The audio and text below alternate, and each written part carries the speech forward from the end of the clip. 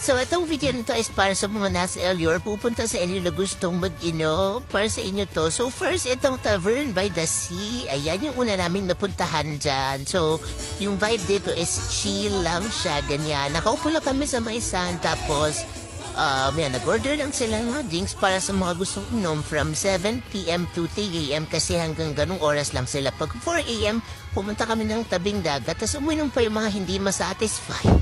Ayan, so ito next day na to kasi syempre 4 a.m. na, diba? So, nag-bar hop kami, second day namin sa LU. Tas yan, first na pinuntahan namin is Flotsam, Jetsam, diba? Tapos, super daming tao, so lumipat kami dito sa may kabsat na daming tao rin, as in.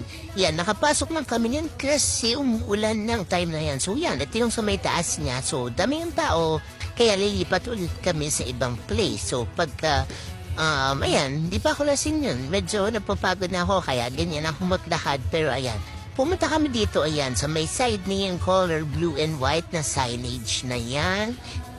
Kasi sabi nila, maganda daw yung place dyan. I don't know paano maganda, pero super dami kasing tao. So, feeling ko maganda nga.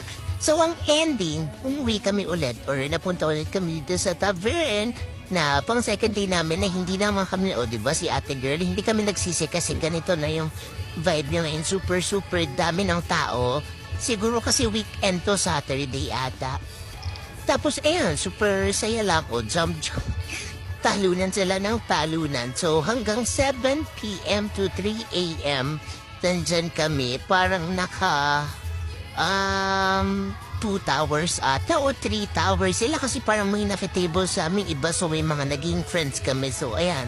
Siyempre, kung hanggang 3 a.m., dahil 3 a.m. lang sila, pagka 4 a.m. na sa tabing dagat na naman kami. So, ayan. So, yun lang. Bye!